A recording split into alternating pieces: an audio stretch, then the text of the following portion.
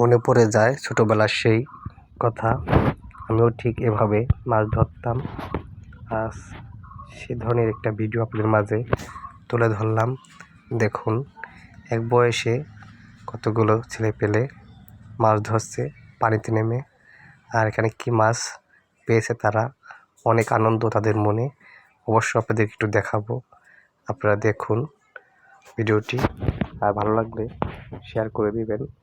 দেখুন ছোট ছোট কত মাছ, পুঁটি, খয়রা, তার কিনা একটি ব্যাঙও আছে এর মাঝে। দেখুন অনেকগুলো গুদো মাছ, দেখে মনে খুব আনন্দ লাগতেছে। আর দেখুন নেটটা ধরেছে তারা 2 ভাঁজ করে।